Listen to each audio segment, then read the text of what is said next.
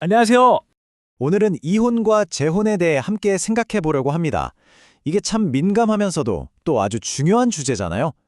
기독교적인 관점에서는 이 문제를 어떻게 바라봐야 할지 하나씩 차근차근 짚어보겠습니다. 자, 이혼에 대해 이야기하려면요. 뭐부터 시작해야 할까요? 맞습니다. 바로 결혼이죠. 하나님께서 원래 그리셨던 이상적인 결혼의 그림은 어떤 모습이었는지 거기서부터 출발해 보겠습니다. 성경을 보면 결혼을 그냥 계약이라고 하지 않아요.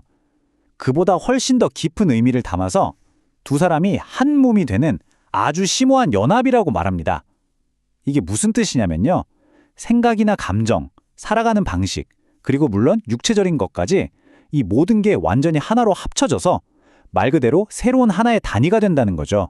바로 이 지점에서 아주 중요한 말씀이 나옵니다. 마태복음 19장 6절인데요. 그러므로 하나님이 짝지어 주신 것을 사람이 나누지 못할지니라. 이 한 문장의 핵심 원칙이 다 들어있죠. 하나님께서 의도하신 결혼의 본질은 바로 영원함, 즉 영속성이라는 겁니다.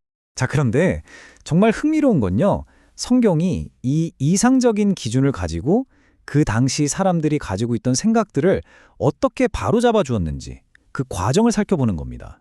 그때 종교 지도자들이 신명기 24장을 근거로 아무 이유나 들어서 아내와 이혼해도 됩니까? 하고 법적인 허점을 파고들려고 한 거죠.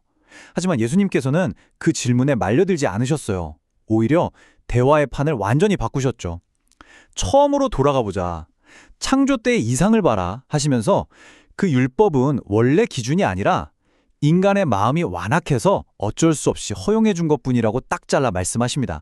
그러니까 여기서 우리가 꼭 기억해야 할 핵심이 바로 이겁니다. 구약의 율법이 이혼해라 하고 명령한 게 아니라는 거예요.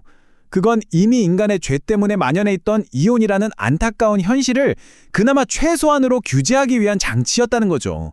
자, 그럼 이런 질문이 생기죠? 알겠습니다. 이상은 영원한 결합이라는 거. 그런데 우리가 사는 세상은 깨진 세상이지 않습니까? 그렇다면 예외는 정말 단 하나도 없는 걸까요? 여기에 대해서 신약 성경은 아주 구체적으로 두 가지 경우를 이야기합니다. 결혼 언약이 깨져서 이혼이 허용될 수 있는 경우 말이죠. 첫 번째는 바로 성적인 부도덕입니다.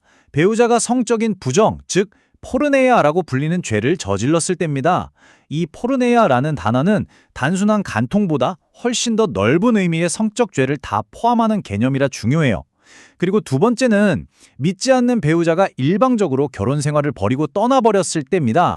여기서 정말 중요한 점이 있어요. 이 두 가지 경우에도 이혼은 반드시 해야 한다는 명령이 아니라 허용이라는 겁니다. 그러니까 이런 안타까운 상황이 생겼을 때도 용서하고 화해하려는 노력은 정말 소중하고 가치 있는 일이죠. 하지만 피해를 입은 배우자가 고심 끝에 이혼을 선택한다고 해서 그것이 죄가 되는 건 아니라는 뜻입니다. 자, 그럼 다음 단계로 넘어가 보죠. 성경이 허용하는 근거에 따라 이혼을 했다면 그 다음은 어떻게 될까요? 바로 재혼의 문제죠. 이 아주 현실적인 질문에 대해 살펴보겠습니다. 아마 이혼이라는 정말 고통스러운 경험을 하신 분들에게는 이게 가장 절실한 질문일 거예요. 내가 성경적인 근거에 따라 이혼했는데 다시 결혼할 수 있을까? 나에게 재혼할 자유가 있을까? 이 질문에 대해서 성경이 말하는 결론은 아주 망설임이 없습니다. 명확해요. 네, 그렇다입니다. 왜 그럴까요? 그 논리는 아주 분명합니다. 먼저 상대방의 잘못으로 인해 결혼 언약이 성경적으로 깨졌기 때문입니다. 그렇게 되면 죄 없는 배우자는 더 이상 이전의 결혼에 얽매여 있지 않게 되는 거죠. 고린도전서 7장 15절 말씀이 바로 그겁니다. 더 이상 얽매일 것이 없다. 따라서 그 사람은 자유롭게 새로운 시작을 할 수 있습니다. 물론 주 안에서라는 중요한 조건이 붙지만요. 자, 이제 마지막으로 우리가 지금까지 살펴본 모든 규칙과 예외, 이 모든 것을 넘어서는 가장 중요한 메시지에 대해 이야기해 보겠습니다. 그것은 바로 은혜입니다. 꼭 기억해야 할 것은 이혼이 결코 용서받지 못할 죄는 아니라는 사실입니다. 성경에 나오는 우물가의 여인을 한번 떠올려 볼까요? 남편이 5이나 있었고 심지어 그때 같이 살던 남자도 자기 남편이 아니었죠. 정말 복잡한 삶을 살았던 분입니다. 예수님은 그런 그녀를 정죄하지 않으셨습니다. 요한복음 8장 11절의 말씀처럼 나도 너를 정죄하지 아니하노니 가서 다시는 죄를 범하지 말라고 하셨죠. 이 장면이 우리에게 보여주는 건 명확합니다. 과거에 어떤 결혼 생활을 했든 상관없이 회개하고 믿음으로 나아갈 때 완전한 용서와 새로운 삶의 문이 열린다는 겁니다. 그래서 오늘 이 내용을 마무리하면서 우리 모두에게 남겨진 과제는 바로 이것인 것 같습니다.